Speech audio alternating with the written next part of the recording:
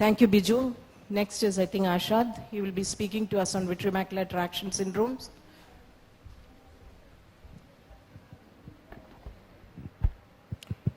Madam, how do we manage patients, with this IFL? He was talking about ectopic inner foveal layers. I mean, because this has to be differentiated from epiretinal membrane. Unlike the routine epiretinal membranes, these cases, peeling may sometimes you end up with full thickness holes. So, Actually, grade 2 ERM. Grade 3 and 4. 3 and 4. That you can remove the ERM, right? We can remove the ERM, but peeling these IFL layers, as you peel, you should be careful because you may end up with full thickness holes in these patients. Also, there is something called LHEP. So this is not seen typically in ERMs. It's seen in lamellar holes with the ERMs. So these things also have to be very careful. There is a technique where you just imbricate the LHEP into the hole and not try to peel, because these are Muller cells which are going deep into the to the base of the lamellar hole, and it can actually end up with a full thickness holes. If you just relax the internal limiting membrane, peel some part of it, you see that the rest of the internal limiting membrane is loose, and further pathologies rarely occur. At least somewhere you have to loosen the internal limiting membrane, because there is always, the membrane becomes thickened and there will be a macular pucker. So even if you are not peeling right off the fovea, you can peel all around. Remove the ERM and peel the ILM all around. That is what I was also trying to do.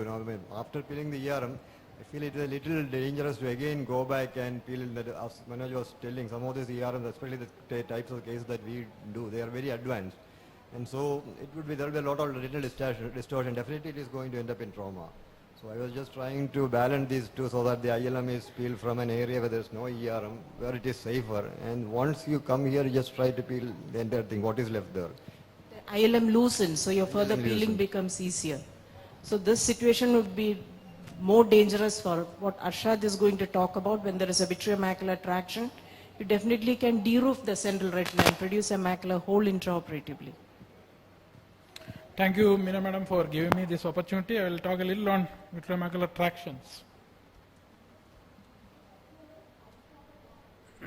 So we know the normal retina is attached completely to the normal vitreous is completely attached to the retina with the firm attachments to the vitreous base and over the disc and at the fovea and over the blood vessels. So after the age of 40, the vitreous started gradual liquefaction and the fluid sweeping in between the ILM and the posterior vitreous phase, which gradually increases over the time, maybe by around 60 to 70 or by 80 years of age, the posterior vitreous detachment will become complete.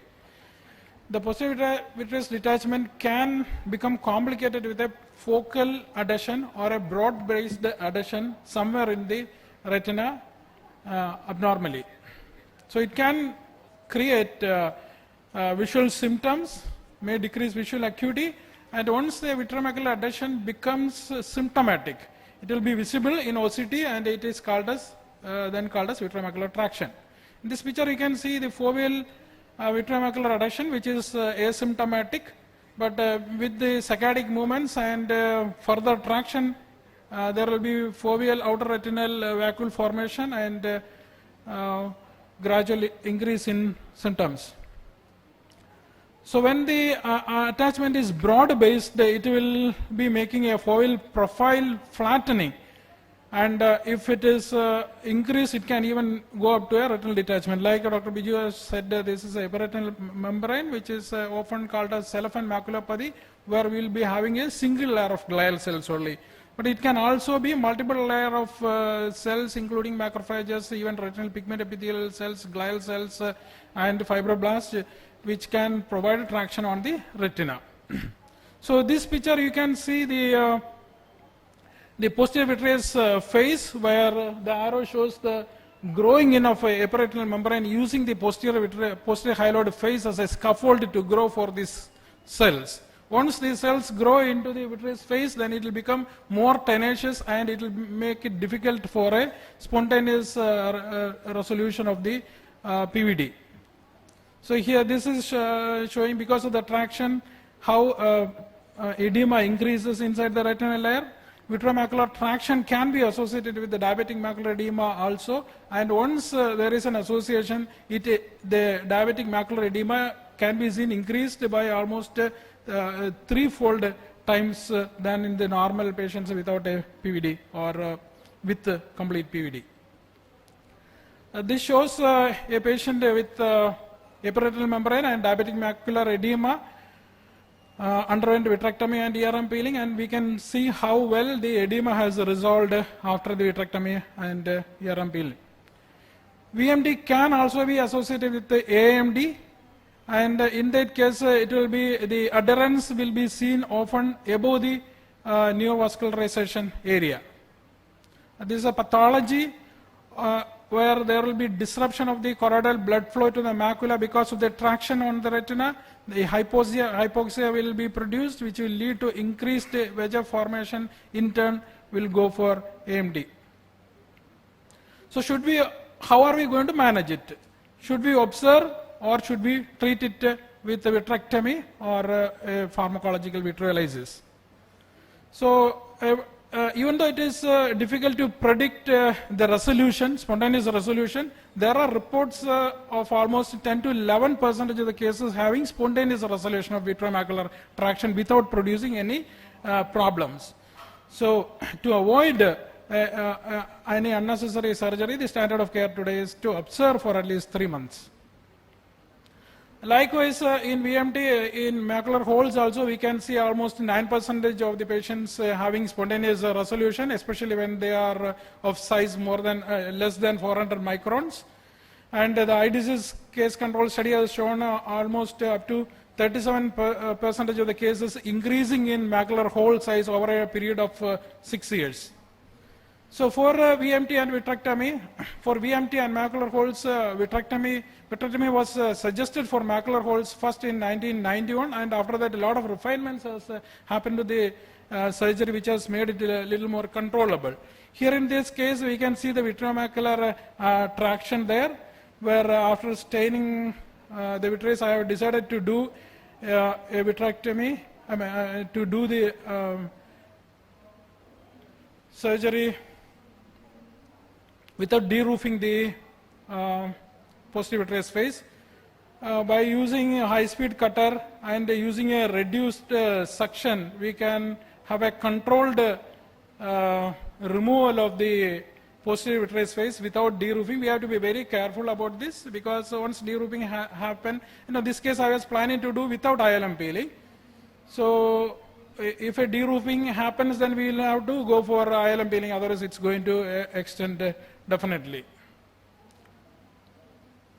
So with a controlled reduced suction and a high cut rate, we can remove that, leaving the strand of vitreous fibrils over the fovea. ILM peeling is definitely is needed, and it shows better results. Dr. Maharaj will be talking in detail on that. So most of the patients who need a vitrectomy for VMT will be of age 60 or above, and they will be having cataract at the time of the diagnosis, or sooner or later they will need a cataract surgery, especially after vitrectomy. Cataract is going to increase. So most often combined vitrectomy and cataract surgery can be done, and when it is done along with there is higher incidence of posterior synechia formation and intraocular related lens related complications, and myopic shift of maybe some 0.5 or so can be seen in such patients.